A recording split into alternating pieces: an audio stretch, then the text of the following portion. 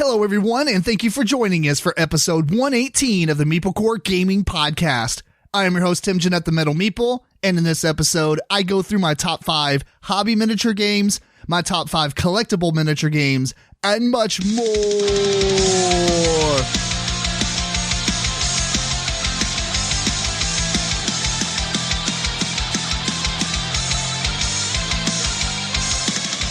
Now, you may have noticed something different about the intro. I did say that it's just me on this episode. George didn't go anywhere, but basically he had a 2-week deadline to finish that book he's been translating into sign language. So he had to take a week off to really focus on that and get it going. He has already confirmed he'll be back on next episode. So if you don't like listening to a podcast with one person, which really I don't either, I just didn't want to leave you guys without an episode since we're doing weekly.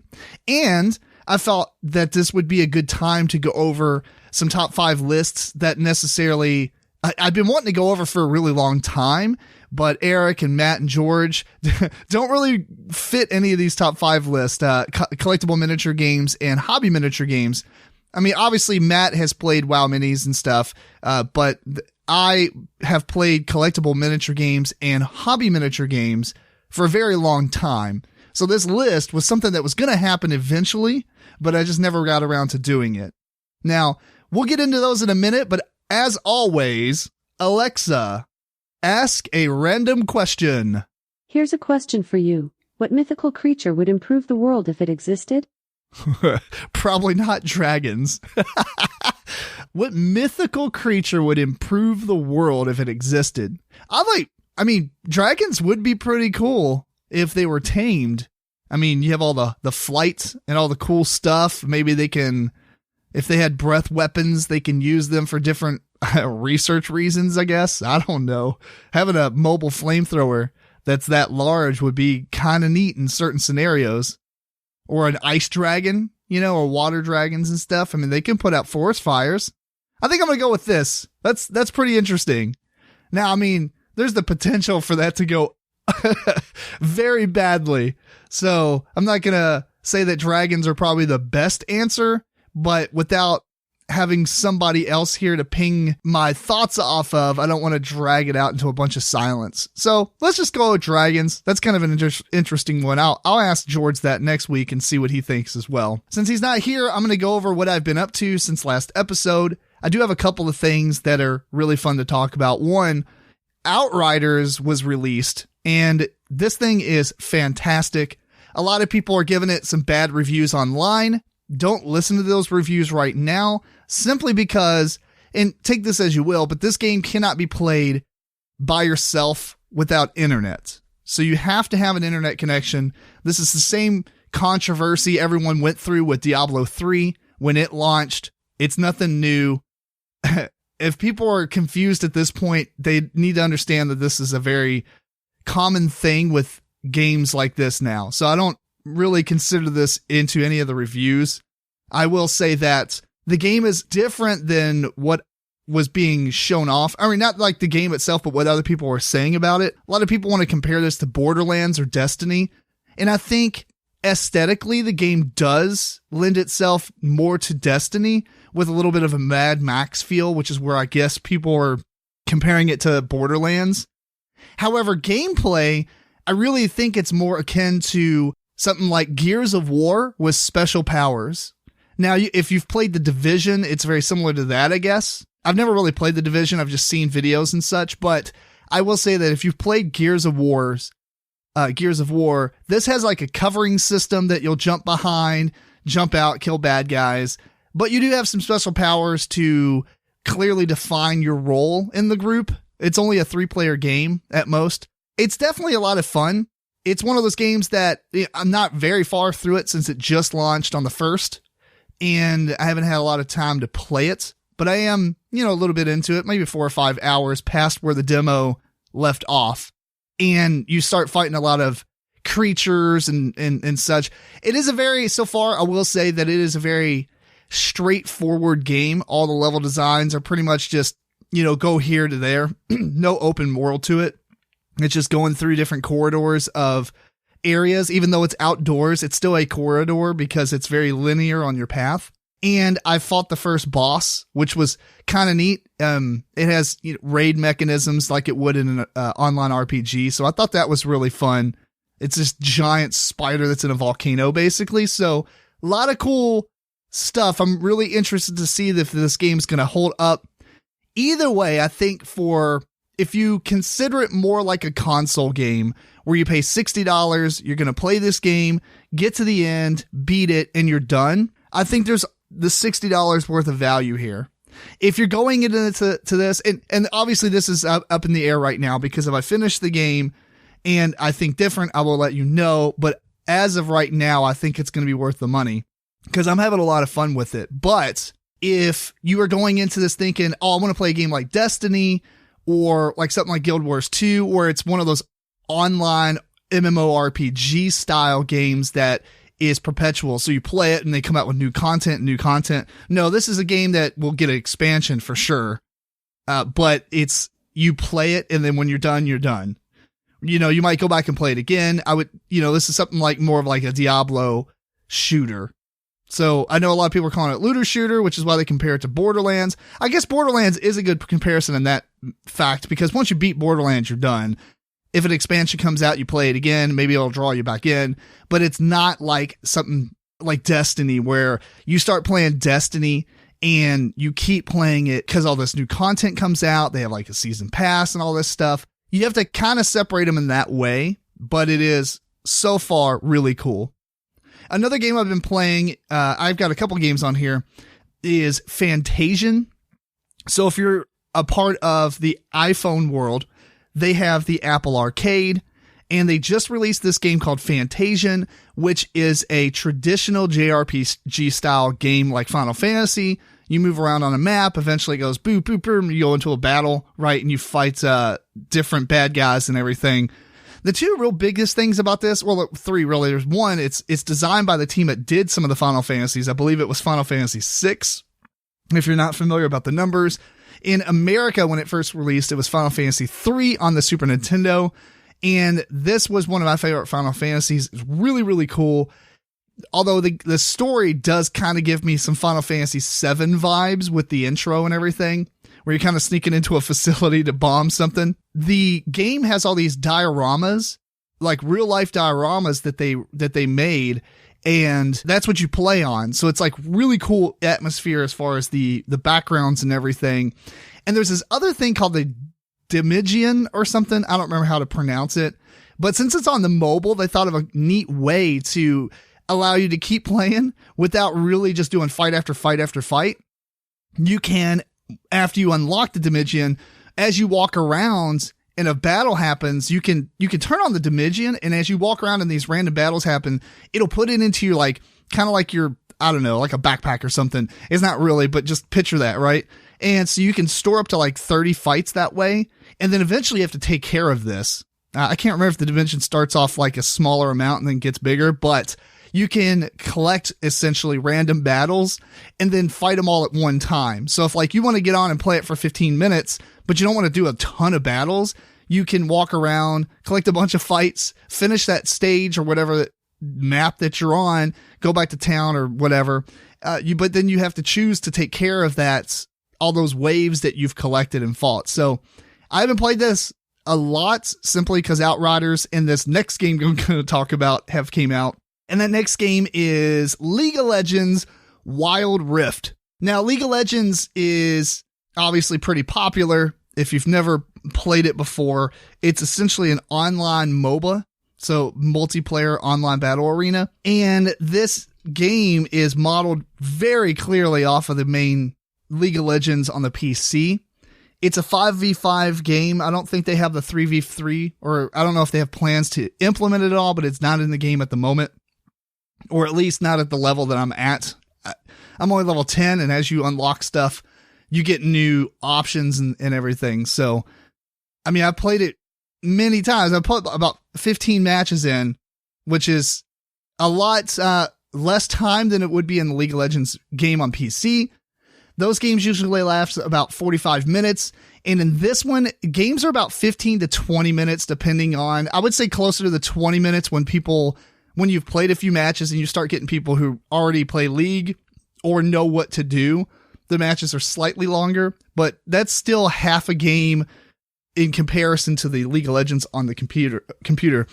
There are a couple of clear differences. One, that moves, I don't know if they just do more damage or if the minions and champions have less health, but it seems like you can go through stuff a lot quicker. There are, there's no more, you do have last hitting minions where as the minions come in towards your towers, you can do damage to the minions and such. And in the League of Legends, the normal game, you don't get gold from them unless you do that last hit. And if you do the last hit in this, you get more gold, but you do get gold for just killing any of the minions or being around them as they die.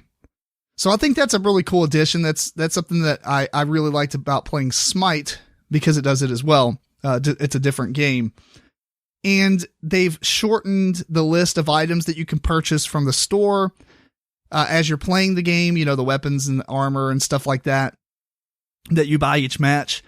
There's a lot less, actually. And some of the weapons are slightly different. A lot of them are the same. When you're playing, normally you can get to level 18 in the match. And in this one, you can only get to 15.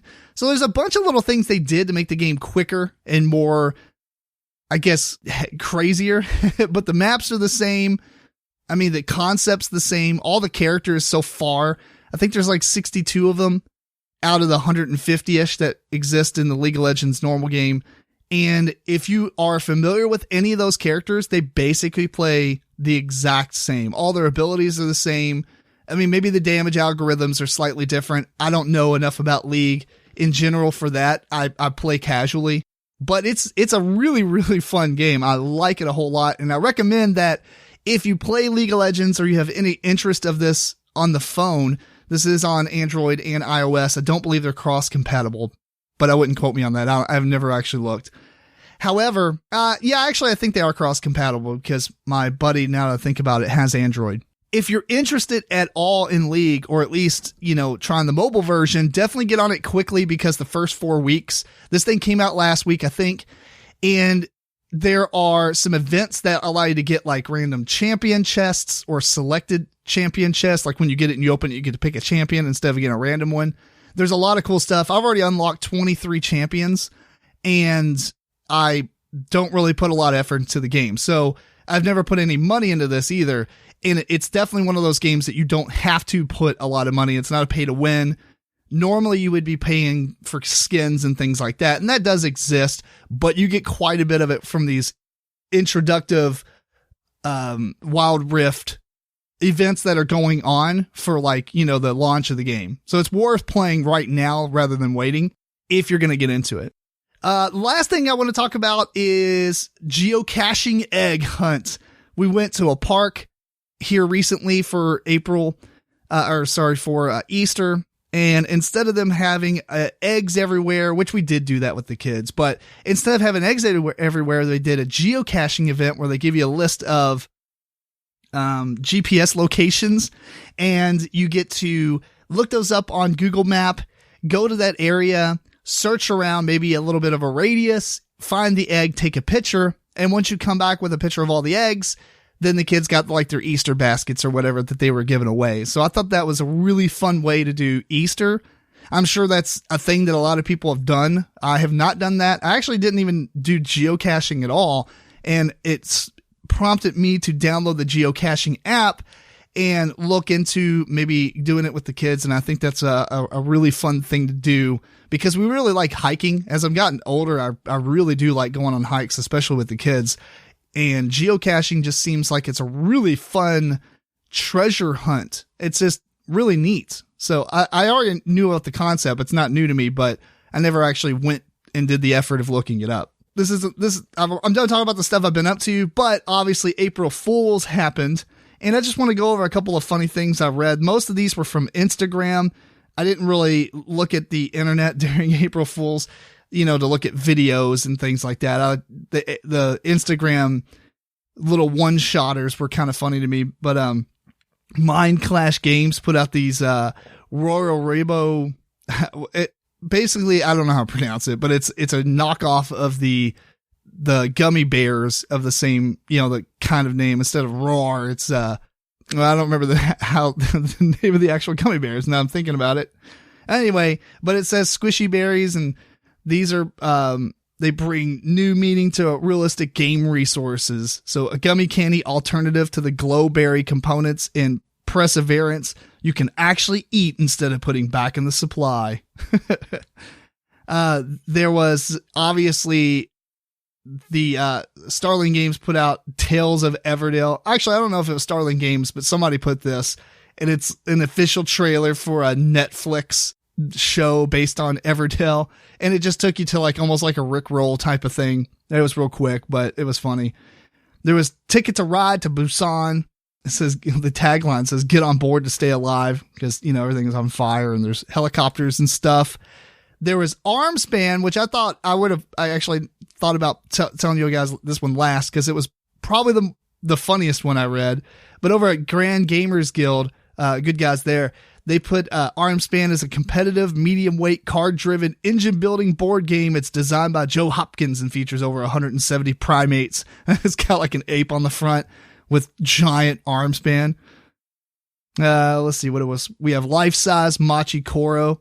So Pandasaurus Games posted like a Machikoro that's literally like 20 stories tall. It's posted into a neighborhood picture. What does it say? Oh, now accepting applications for the starting establishment neighborhood. Flat Earth Globe, which I thought was hilarious. This was posted by Thames and Cosmos. And I mean, there's a description, but basically the picture gives it all away. And it's Flat Earth Globe. It's just the name alone just makes it funny, because globe, but it's just a flat plate, basically picture of Earth sitting on a stand, and then with bonus flat moon.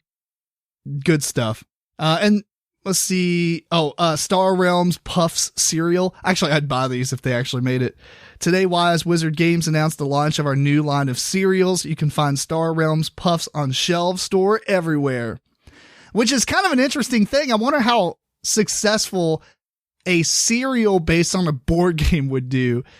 I don't know if Star Realms would be the one to do it, but if you had like Ticket to Ride or something, although that would be a fun collaboration, something, alongside maybe Lucky Charms, get them to do a Ticket to Ride version where instead of the different Lucky Charms, there's just different trains of different colors. That'd be kind of interesting.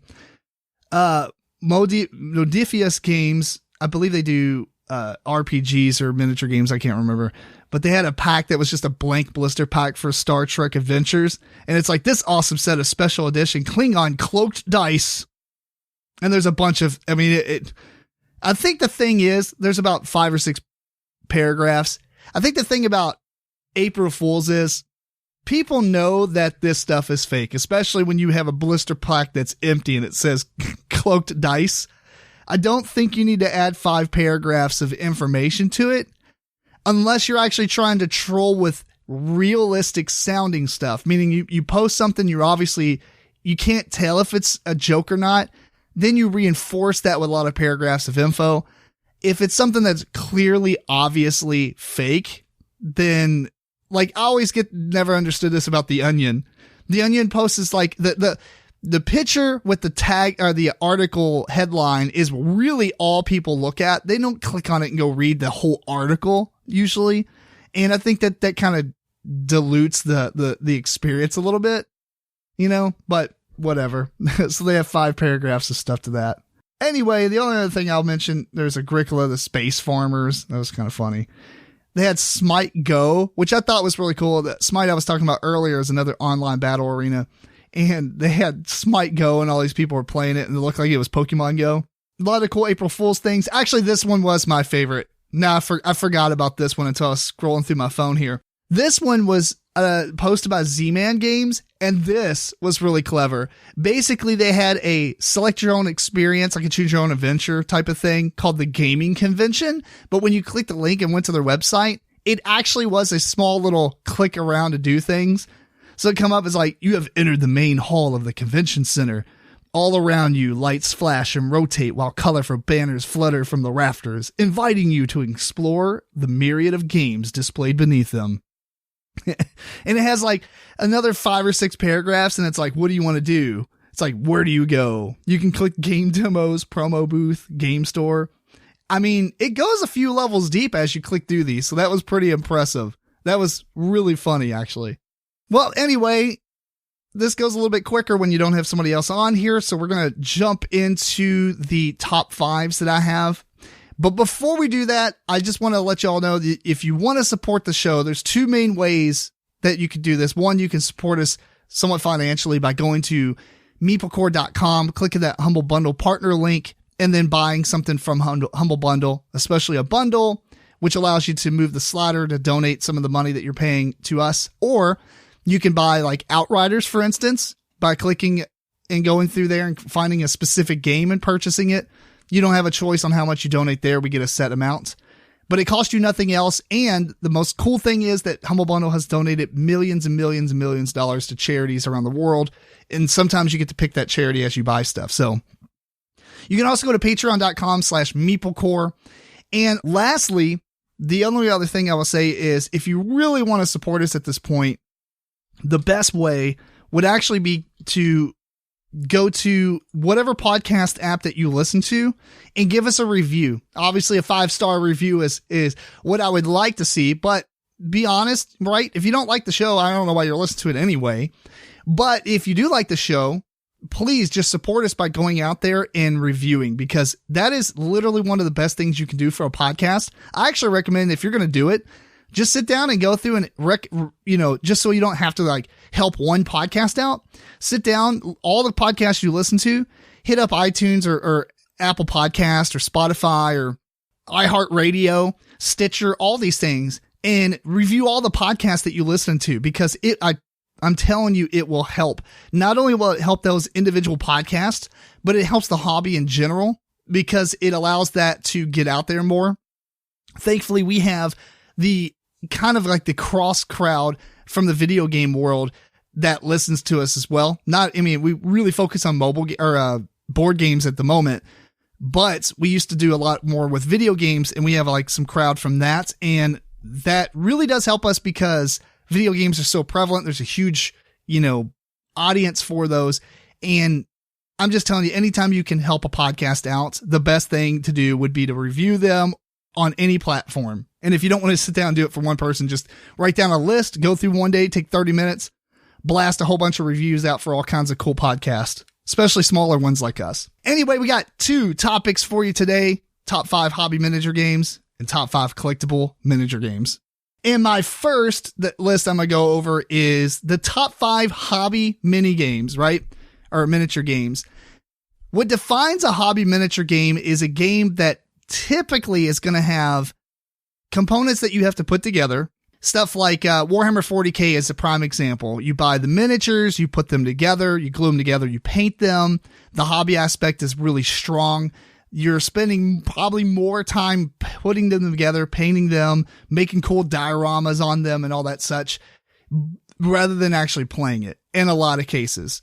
Some people like to run the pewter armies of death, where they just have this gray army, out there, whatever the natural color of the stuff is. Maybe they primed them black, and they're more of the gamer crowd. They definitely want to play the game a lot more. So, let's go through those top 5. There's a whole lot of games in this category, and these are my favorite ones. This isn't the top 5 best miniature games, although I really do think that this is a really good top 5. Spoiler alert, you won't find Warhammer 40K on this list. It is my number 6 if I was going to list them all out all the way to like 10 or so. I mean, miniature games are really expensive, so I don't believe a lot of people have played that many miniature games themselves, because there are a ton out there. I've probably played about 25 or so. I own models for about 25 at least, and may have played more of that in demo form without owning anything for it. So I've got a massive amount of miniatures, but this is my favorite ones, and there's good reasons too. So let's begin with this. Starting off with my number 5 is a game called Malifaux. I'm sure you probably heard a lot of these. Maybe you haven't if you're not part of the miniature gaming world. But Malifaux is a game where it's a skirmish level game. There's different ranks of games that you have when it comes to miniature games. You have a skirmish and squad based, and you have, full armies. So in this game, you're going to have a small amount of models, maybe under 15 or so, maybe even under 10, depending. And you have a scenario that you're going to do. You move around. It's alternating character actions. So I move a thing, you move a thing type of deal. Their characters have all these stat cards that are the size of a playing card. They fold up and everything. And you have like a dry erase marker to mark off certain things on the card, especially like hit points as they take damage. But the main draw of this, not only is it a Weird West, meaning it's like the Wild West with like some steampunk / magic and things like that. The really cool setting. It's kind of dark and ominous, but it also has a different method of doing damage because the entire game is driven by this thing called a fate deck. The fate deck is basically is a deck of cards with different suits and like artwork and everything. So you could play with a deck of cards, but it's cool to buy the deck that they make because of the artwork and stuff on it. And you have a hand of cards that you actually will play to when you're going to do damage and everything. Your opponent plays back, and it's just this really neat way to bluff. As you play through your deck or whatever, you have a hand of cards, and you might be like, yeah, I'm powering up to this really cool thing. So you position on the board and posture that you want to do something really cool or go protect something that's part of the scenario objective. And the opponent doesn't know if you're just bluffing or not because maybe they've seen you play 3 aces or whatever, that type of deal. It's a really cool game. I won't dive too much into that one just because it's been, out of all these games, this is the one I've played the furthest away from today. So I didn't really like go back and prep on it. I'm just kind of, and I didn't play it like a massive amount of times. I did play it enough at the time when I was into it to know that it's a very, very fun game. However, I am really into dice and manipulation with the dice. And it does kind of dilute, when you're playing it, you're like, man, I miss dice, right? And so you do get into a spot where maybe you wanted to roll some dice and go for that Hail Mary type of push your luck, but it's not in there. But the game is very, very cool. The miniatures are actually the reason I got into the game, because there was a couple of miniatures I really wanted to just paint. And then I bought them and I was like, well, I might as well just start playing it. So I bought all kinds of stuff for it. So really good game. My number 4 is a game called Necromunda. This was published by, I think, Specialist Games. It's a offshoot of Games Workshop. There's multiple versions of it now. Malifaux, by the way, had 3 editions. I think the last one came out in 2019. But Necromunda is a really, really cool game. The system itself is kind of immature in comparison to a lot of miniature games, but the experience is amazing. You essentially build this gang that lives in the underhive of the Warhammer 40k world. They're on a planet, and it's like just these slums essentially in this giant skyscraper. And what's so neat about it is that there's permanent death. You have a gang roster that you have so much money that you build your team out of. It really works well if you're playing with a bunch of people, like having at least 4 or so get together. You play your match with your opponent because you kind of line them out on who's playing who. That, it's like a football season, right? Each player kind of plays each other player. You do that a bunch of times, or, I guess you just quit whenever, or if you have some kind of storyline. But every time you fight another player, you've kind of got this handicap based on the experience. So my team might be better than yours, but that means you're going to get more experience if you do certain things at the end. But you have and you get more points because you're more at risk because I can do more damage to you and stuff, or have a better chance doing damage because maybe I have better weapons. So there is that handicap. But if you're playing with a group of people and you don't have anybody that's kind of playing more matches than the others, and you kind of alternate who's fighting who, it can really be a cool experience. As you're playing it, you play on a standard kind of like 4 foot by 4 foot table. You will move your characters around, and as you shoot each other, they have all these really neat, you can get pinned to the ground from the gunfire. And if you're close to something you get shot at, you can fall off of it. The game's, since it's in this kind of a skyscraper zone of the world, you do want to play with a little bit of verticality. So not just a flat, game board. The official terrain kind of has multiple layers to it, which gets kind of tough if you're playing on a table, because you have to get those laser pointers out and kind of draw, line of sight from one model to the other. But it's really fun. As you're playing it, though, your characters become wounded and they get out of the game. You have to roll on injury charts when you're done, and they can permanently die or lose arms and things like that. They can lose eyes. They can level up and get new abilities. It's such a fun game. After each match, you actually roll on these different, you have these ownership to different parts of the world. Not world, but like locations. And it allows you to do stuff like, I'm going to go mine this place, or I'm going to go send a guy here to do this. It's kind of like a little bit of a upkeep system between games that allows you to get money, which is also kind of a weird thing because it is luck driven. If you wanted to buy certain weapons, not all weapons are available to you at all times. So if you wanted to buy like a power sword or a power fist or something like that, you have to roll pretty well for that to become available to purchase. And you also have to have the stuff to be able to purchase it. So it can be kind of lucky with the dice rolls in between fights simply because of that. But otherwise, the game itself is just really fun. I like the modeling aspect. There's all different gangs. I think base game, there's like 8 or 9. And then there's all these extended universe type of gangs that you can buy and mod up. I know back in the past, I think they've come out with models for pretty much all of it now, but in the past there was some that came out in those Gangland books that didn't have models for it unless you bought like Games Workshop models, right? There weren't official like Necromunda models, but you can kind of take guys and mod them into it. Really, really fun game. I would recommend looking into this. There is some really cool Necromunda video games on Steam and stuff, but the experience of playing through this, man, if you've got the right group and you've got the dedication to it, it's a really, really cool experience. My number 3 is a game called Arena Rex. Arena Rex is a very small skirmish game that basically is just a gladiatorial combat. That's like the whole game is you fight in an arena, a gladiatorial arena. You will have basically between like 3 and 5 or 7 models. It's not a lot. You're usually playing like 3 to 5 models. You'll move around, you alternate actions, right? You have this little token that flips over as you move one guy. And so as you get near another player character, you can roll damage to them. And that's where the real meat of the game differentiates itself from other games, because if you attack, you roll 6-sided dice. It's like a 50% result. So like every die that rolls 4 or higher will be a success. You will use these successes to move along this damage grid on your card.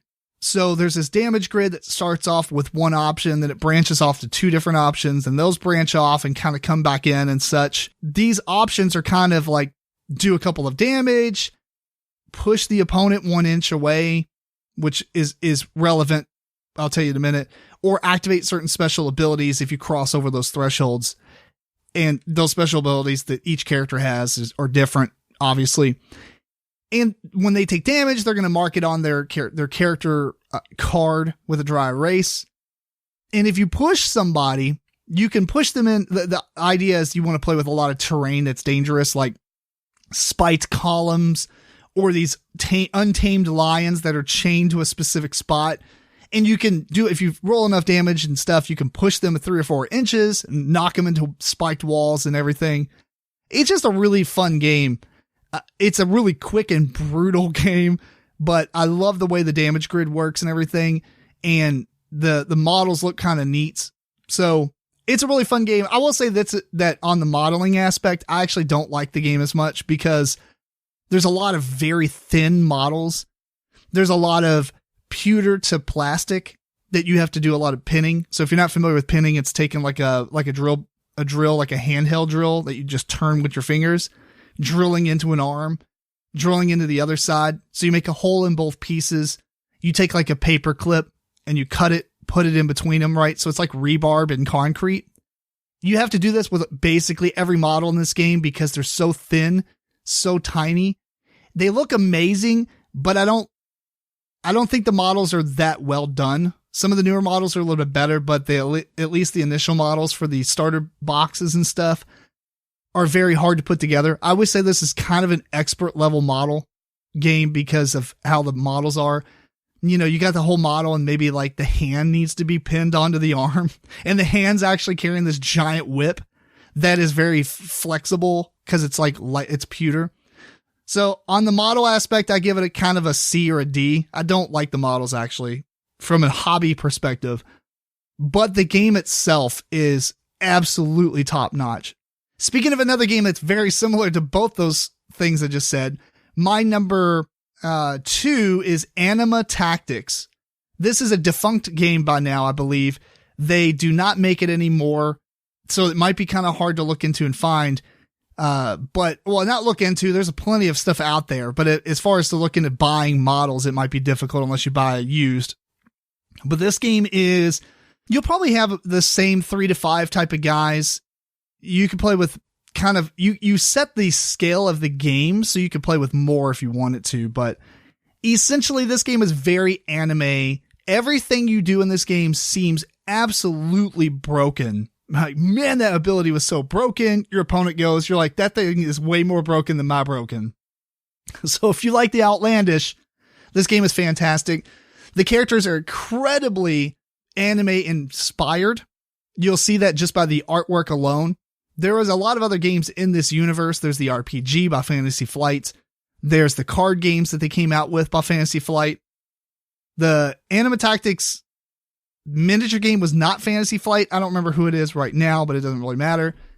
The game itself, though, you kind of alternate taking turns on who you activate. And once all the characters on both sides have activated, that's the end of a round. And then you roll initiative again, see who goes the next round or whatever. Basically, each character has this action, kind of like a refresh, where when you go to like the start of the round, they get action points back. They can only hold so many, and all their abilities cost action points to use. And once you use them, to deplete those action points or whatever. But that's some of the idea of, when do I use them? Because I have to use abilities, but I want to power up to do this, the max one that I have, because maybe you can only hold 5 action points.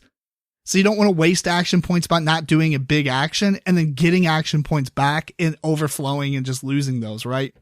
So it's got this really cool, when do I do certain things type of thought process to it. But again, everything is massively broken. You get some items. There's item cards. This is about the only thing I don't like about the game, unless you buy a lot of characters, because each character that you purchase came with, I think, 2 item cards. And those item cards, like each character can have one. And so if you don't have a large collection of models, you don't have a large collection of items. So this is a game that you would definitely go to. There was an Anima Tactics like Bible type of thing. It wasn't called Bible, but that's essentially what it was called. And on there, they had like all the cards and you could just print them all out. It is absolutely a must. You have to print all this stuff out. I don't know if it was tournament legal. Doesn't matter now because the game's dead, but this was a really fun game to download all those and make really nice proxies for, because you have to have them. And that really just opens up the entire game, because those item cards were really, I guess, essential to making your team. And if you didn't have a good amount of those, it would kind of limit your choices. And that was really a lot where the metagame was. Obviously, picking the characters was the metagame, but you could pick items to kind of fight against the meta, because you might pick a character that doesn't have a certain type of thing. You can augment that by giving them an item. So that was a really meh part to the game, unless you had a lot. I wish they would have sold like item packs for these. That would have been tremendous, but they didn't. So very, very fun game. If you do happen to have the ability to play it with somebody, I highly recommend it. Obviously being at number 2 on my list here.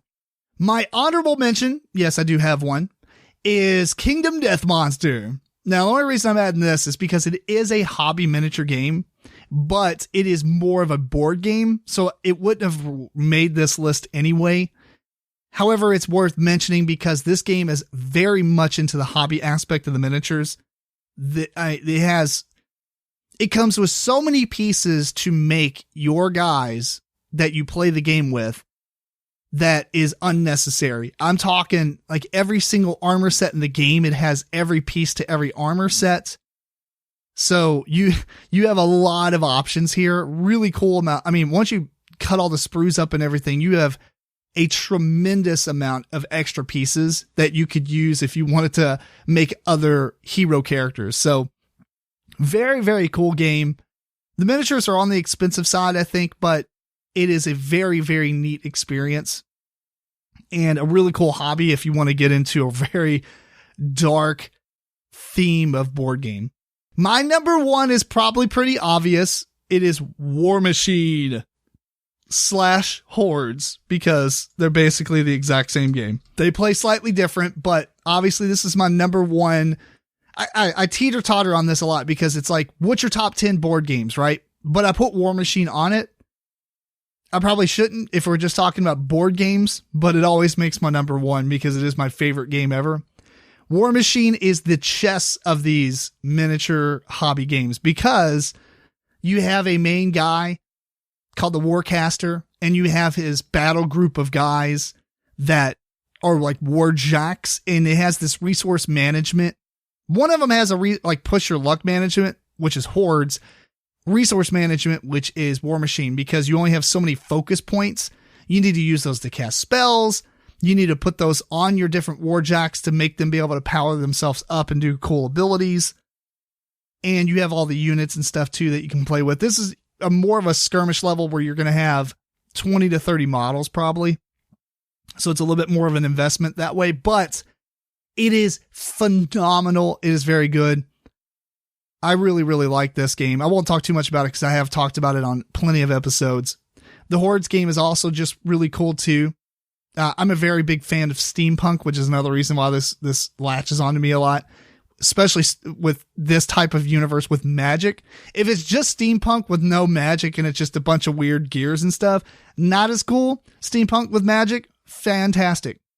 So War Machine and Hordes is my number one. Now let's move on to my top 5 collectible miniature games. These are games that you would purchase booster packs for, pre-painted miniatures that you would open the box and get. Maybe it wouldn't necessarily be blind booster packs, but I mean, it could be fixed booster packs, stuff like that. There's not a lot of games in this category. I did look up. I have played a lot of them.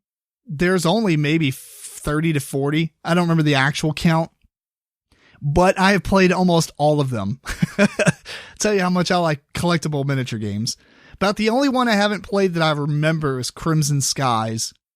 I mean, there was like a MLB, like one that I don't think is really, I mean, it had miniatures that were collectible. You buy and get booster packs, but you know, I don't know. That was okay, I guess.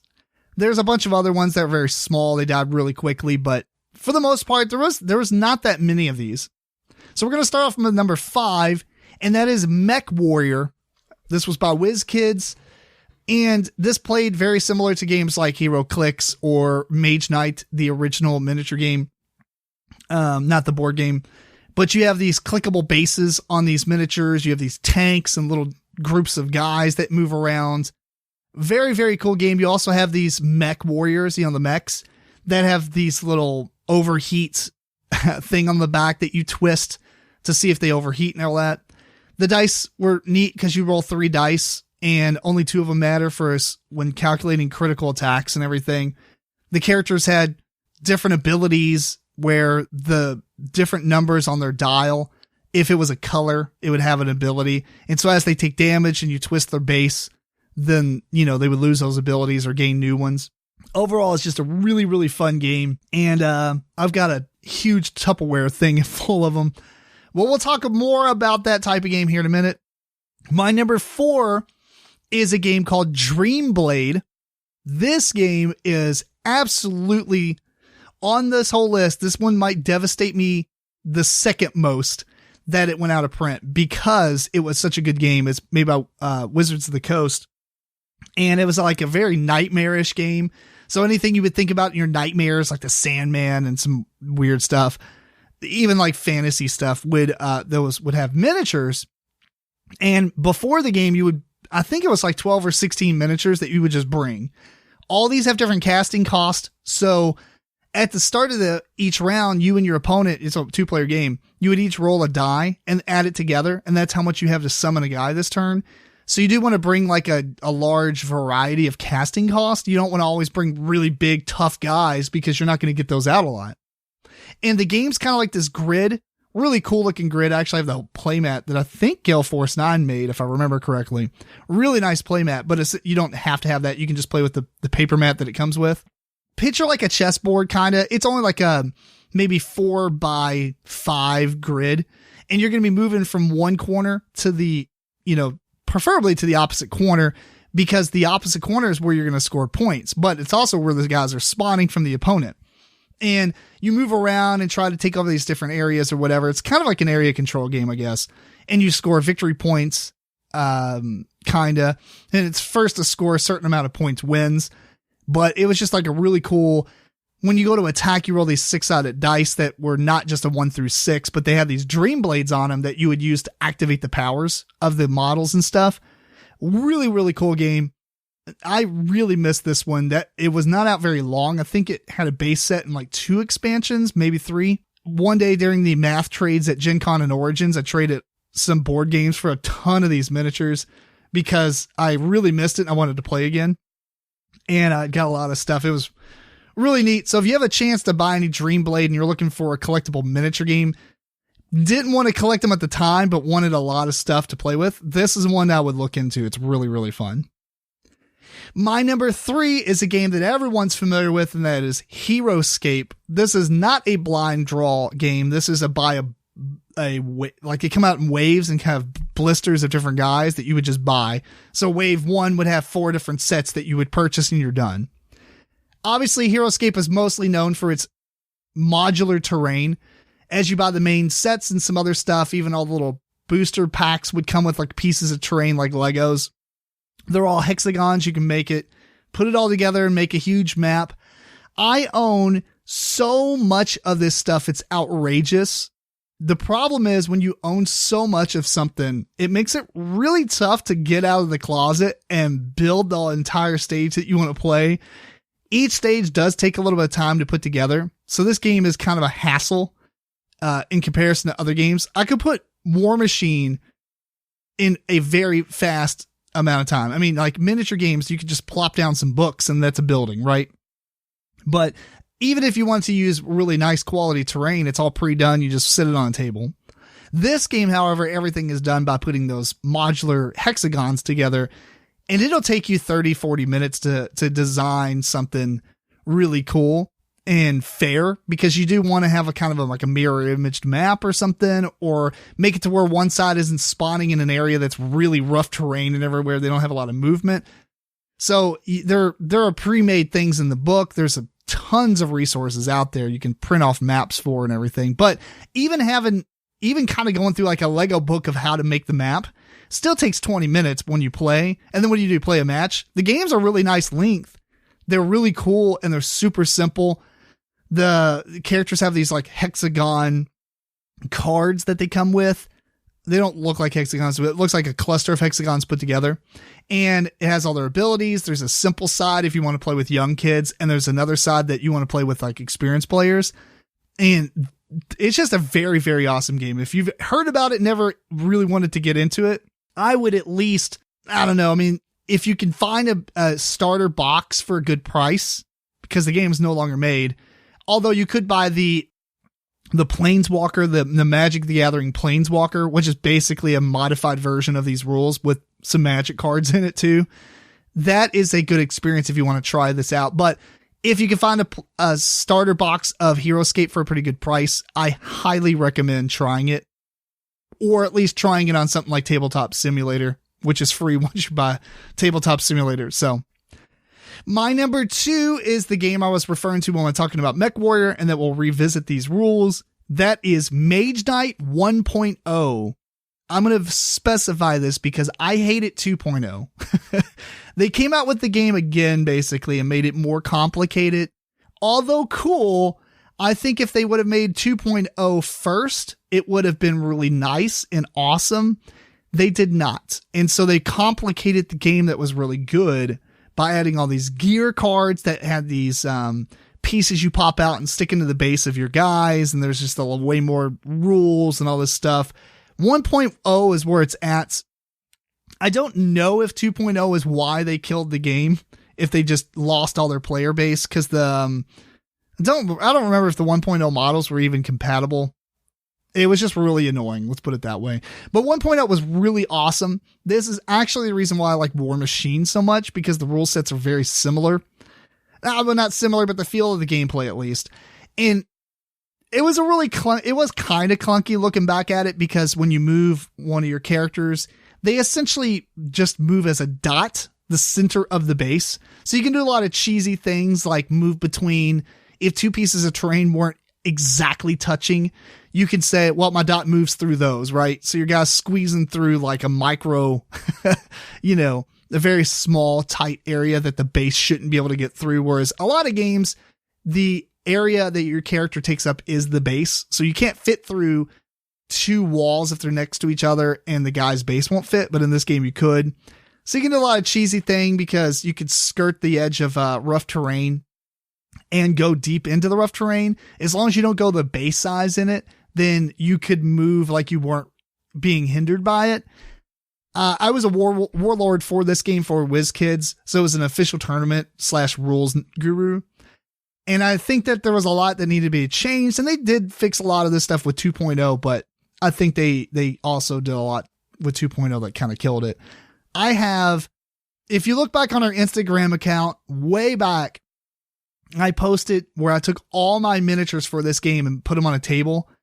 I have thousands of them. There is so many of them. I played this so much when it came out and all the way up till 2.0. Fantastic game. If you can buy a lot of this somewhere on like eBay, get like 60 or 50 plus models at least, because there are multiple factions and you do have to play models from all one faction. Although there's probably like mercenaries and things like that cross faction, but the idea isn't where like you can use any miniatures that you want. You do have to buy into, I usually played like 2 or 3 factions, and I traded off some of the other stuff that I didn't care about. So I have a lot more of specific factions than others, but it is a very, very, very cool miniature game. I don't know if I'd recommend this over doing something like Dreamblade. I think Dreamblade is a better dead game to get into out of this list, but it's really good. My honorable mention for this list is kind of an honorable mention because it is a collectible miniature game, but in a different vein. And that's Pirates of the Spanish Main by WizKids. Apparently WizKids was the only person putting out collectible miniature games. Anyway, they made this game where each ship came on a credit card essentially, but it was pre-cut. So you pop all the pieces out, you build this little ship.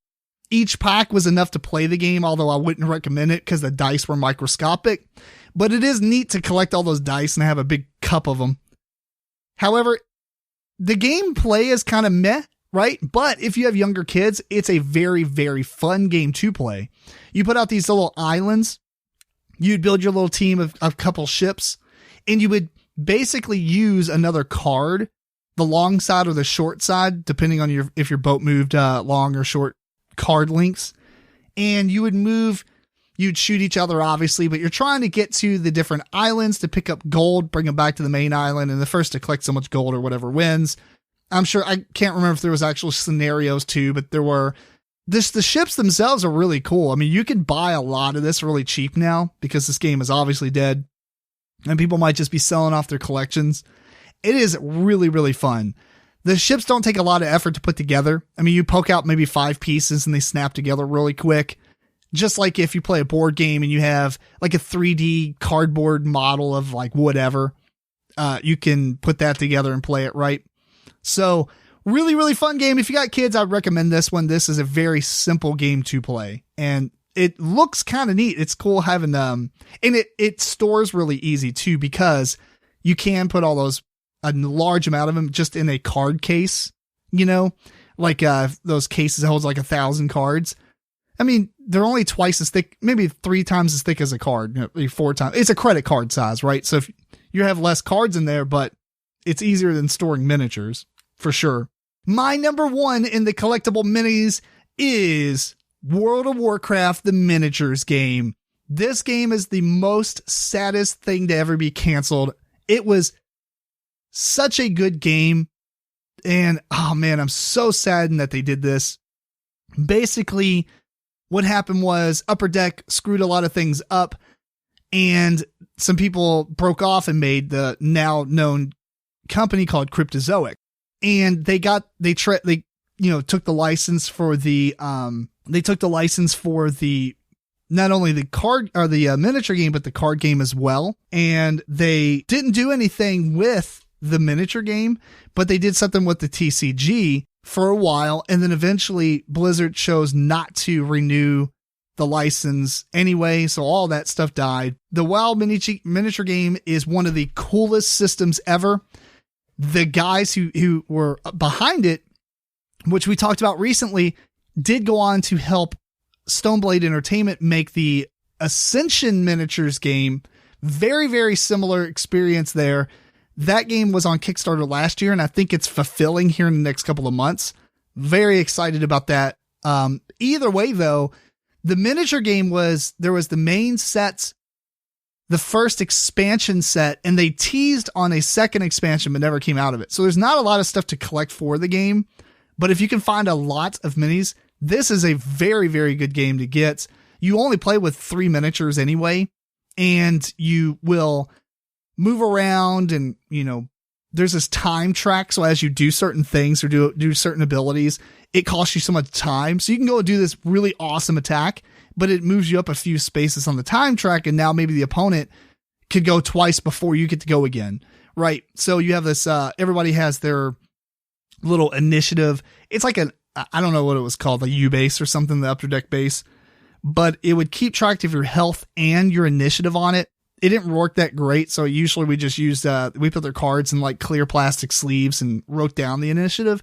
And then off to the side, you would move this token to show what number you're on. So it's like, and as any guys got initiative 3, those guys would activate, do their powers, move up on that track. And then who's 4, all the 4s would go. It seems complicated, but it really isn't, because with 2 players, there's only 6 models. So it's not a lot on that, to keep track of. Works really well. You get to bring gear cards and stuff. That kind of worked the same way as Anima Tactics I was talking about earlier, where as you buy booster boxes, right, you would get 3 models in each box, and each model would come with a card for their character, plus a gear card, maybe 2, I can't remember. But you have to collect all the minis to have all the cards. Some of the minis had the same card because it wasn't a massive card pool, and you might want extras anyway. So very, very, very awesome game. It's so sad that it went away. I don't know why, if Cryptozoic bought the license to this, I don't know why they couldn't retheme it with something else, even a homebrew IP, and just use the entire game system and come out with it again. I mean, I kind of see how they would, because Ascension is got the same designer behind it, Ascension Tactics, but it is a different game. It doesn't play. I mean, it's very Ascension-like, where you're buying cards from a row or whatever. I would love to see World of Warcraft just basically reimagined with a different IP and just stay around. It's a phenomenal miniature game.